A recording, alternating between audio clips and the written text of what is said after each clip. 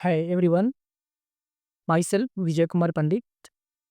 आज मैं बात करेंगे लाइफ फाइनेंशियल गोल प्लान। एक 25 साल का व्यक्ति जब अपना करियर स्टार्ट करता है और उसका 60 सालों तक जो रिटायरमेंट एज को मैंने लिया है, उस 60 साल के बीच में हो, उनको क्या-क्या करना चाहिए या क्या-क्या होना चाहिए फाइनेंशियल प्लानिंग और कैसे करें ताकि उनका सब कुछ सही टाइम पे, सही पैसे की रिक्वायरमेंट, टारगेट का जो है गोल्स, वो सब मीट हो। तो सबसे पहले हम देखेंगे कि जो लोग इनकम करना शुरू करते हैं और अपने रिटायरमेंट को भूल जाते हैं, हमारे हिसाब से तो सबसे पहले अपने रिटायरमेंट का प्लानिंग सोचना चाहिए। इसका कारण ये है कि 25 साल तक हम अपने पेरेंट्स के पैसे से एजुकेशन भी किया है और मेरा खर्चा मेंटेन हुआ है।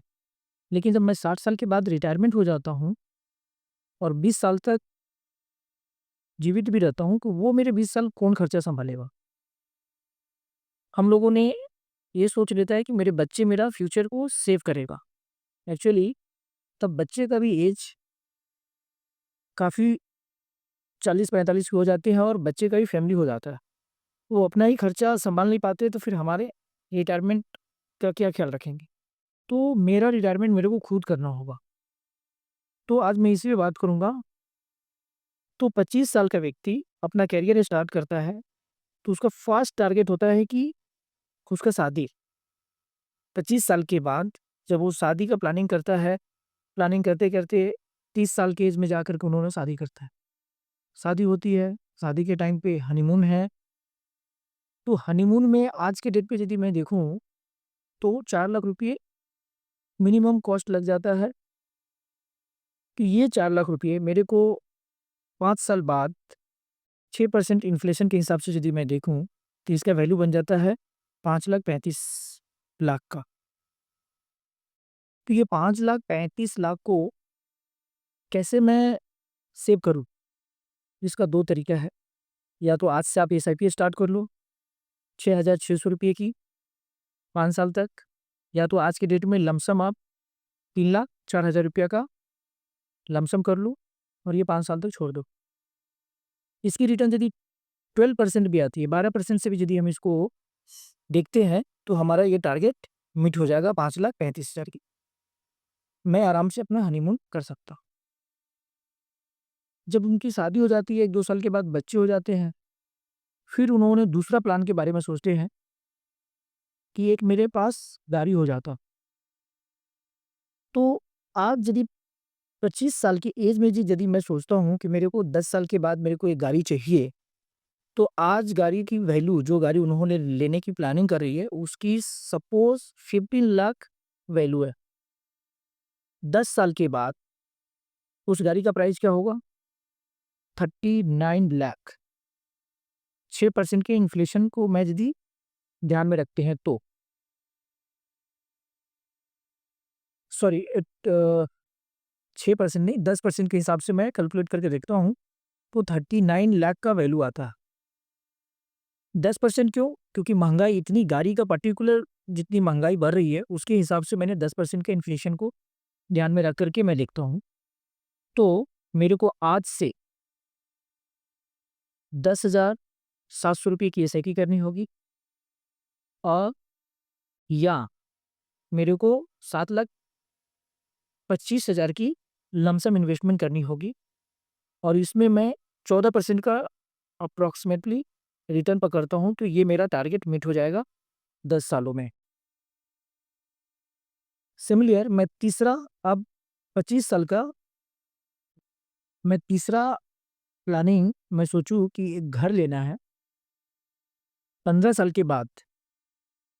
आज इस घर की वैल्यू 70 लाख है। 15 साल के बाद उस घर का वैल्यू 1 करोड़ 68 लाख रुपए होंगे। 6% इन्फ्लेशन यदि मैं कैलकुलेट करता हूँ तो आज से मेरे को 27,000 रुपए की एसआईपी करनी होगी या 20,62,000 रुपया आज से मेरे को लमसम इन्वेस्टमेंट करके 15 साल के लिए छोड़ देना होगा। तो 15 साल के बाद मैं ये घर खरीद सकता हूँ। मैं चौथा बात करूँ मैं अपने बच्चे की एजुकेशन के लिए।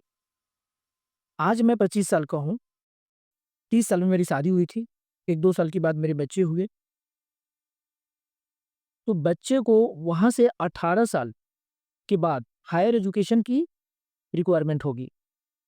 तो हायर एजुकेशन की रिक्वायरमेंट होगी, आज से मैं मानता हूँ कि आज का हायर एजुकेशन का कॉस्ट है 30 लाख।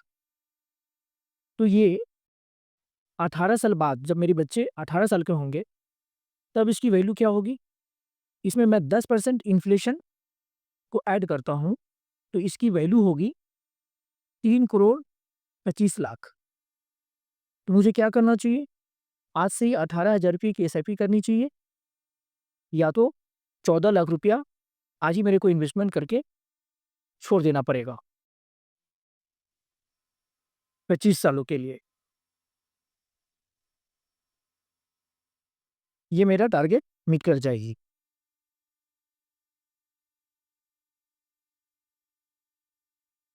मैं पाँचवाँ बात करूँ, पाँचवाँ मेरा गोल्स जो है, वो है बच्चे की शादी। जब बच्चे की शादी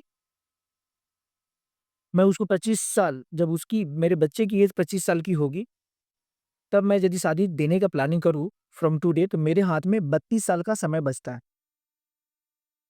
आज मैं एक शादी करता हूँ, तो मैं मान लेता हूँ कि 50 लाख रुपए आज की शादी में खर्चे मेरी फैमिली में। तो ये 32 साल बाद इसकी वैल्यू 2 करोड़ 90 लाख होगा, यदि मैं 6% का इन्फ्लेशन ऐड करता हूँ। तो मुझे क्या करना चाहिए? साढ़े 8,000 की एसआईपी आज से शुरू कर देना चाहिए और 32 साल के लिए भूल जाना पड़ेगा।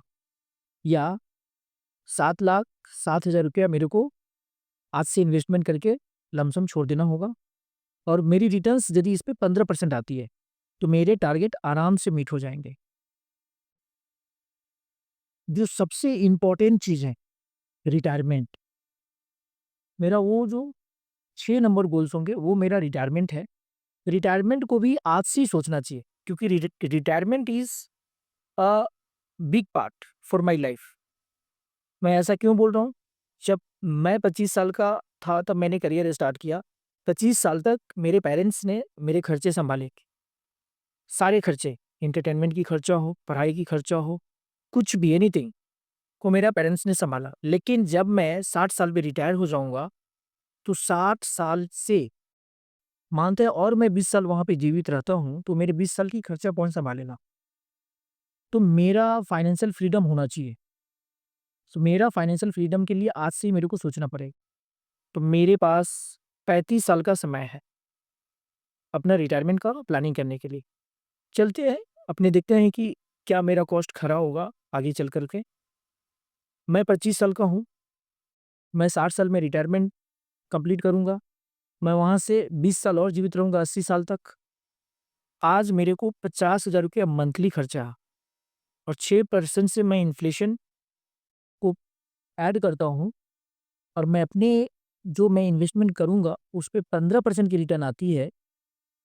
और जब मैं रिटायर होता हूँ, उस समय जो कॉर्पस तैयार होंगे, उस कॉर्पस को तो मैं कहीं न कहीं सेफ जगह पे इन्वेस्टमेंट करूँगा, एफडी हो या कोई म्यूचुअल फंड का डेट फंड हो, जहाँ पे मेरा रिटर्न 7% के आसपास आ जाए। तो आज जो मैं 50,000 रुपया खर्चा कर रहा हूँ, 35 साल के बाद ये मेरा मंथली खर्चा हो जाएगा अप्रॉक्सिमेटली 3,85,000 रुपया, और मेरा कॉर्पस जो रिक्वायर है, वो है मेरा 9 करोड़ 25 लाख का। मुझे आज से ही 8,000 रुपये की एसआईपी कर लेनी चाहिए, या मेरे को 7 लाख रुपया लमसम इन्वेस्टमेंट करके 35 साल के लिए भूल जाना चाहिए। जो लाइफ मैं आज जी रहा हूँ, सेम लाइफ रिटायरमेंट के बाद अप टू 80 इयर्स तक आराम से जी पाएँगे। ये मैंने अपनी सारे फाइनेंशियल प्लानिंग के बारे में बात कर ली है, जो मेरे को 25 साल से लेकर के 60 साल तक का करियर में जो मेरे को जितने सपने हैं, इसके अलावा भी बहुत छोटे-छोटे सपने होते हैं, लेकिन ये मेरा इम्पोर्टेंट है। जो मेरे को नहीं करने से नहीं चलेगा, ये इतनी सारी हमको करना ही पड़ेगा या नहीं करना है, लेकिन हमको सोचना ही पड़ेगा कि इतनी सारी चीज़ों के लिए हमको कुछ ना कुछ प्लानिंग करना पड़ेगा। तीसरा सबसे बड़ा इम्पोर्टेंट चीज़ है वो है मेरा कि मैंने जो शुरू में नहीं बताया, सबसे पहले मेरे को हेल्थ इंश्योरेंस ले लेना चाहिए। मेरा हेल्थ सेफ है, तभी मैं जाकर के ये सारा टारगेट को मीट कर पाऊँगा। मेरा हेल्थ भी सेफ हो गया, हेल्थ इंश्योरेंस भी मैंने बाय कर लिया, मेरे को लाइफ़ को प्रोटेक्ट करना चाहिए। तो लाइफ़ को प्रोटेक्ट करने के लिए मेरे को एक टर्म इंश्योरेंस लेना पड़ेगा, एक टर्म इंश्योरेंस ले लेनी चाहिए। लाइफ़ क्यों प्रोटेक्ट करेंगे? क्योंकि मेरे जो 60 साल तक का करियर में बीच में कुछ भी हो जाते हैं, तो हमारे फैमिली को प्रोटेक्ट करने के लिए कुछ चाहिए। तो हमारी फैमिली को या फाइनेंशियल डिस्टर्ब ना करने के लिए मेरे को एक टर्म इंश्योरेंस भी होना ज़रूरी है। तीसरा, जो फाइनेंशियली डिस्ट्रॉयड होता है वो है एक सबसे बड़ा इन्फ्लेशन। मैं सारे प्लान्स में अपनी इन्फ्लेशन को ऐड किया है, क्योंकि जितनी महँगाई बढ़ रही है, महँगाई को यदि मैं भूल जाऊँ, तो मेरे सारे प्लानिंग गड़बड़ हो जाएँगे। तो इन्फ्लेशन हमेशा ही साथ में रख के चलना पड़ेगा। Thank you, thank you.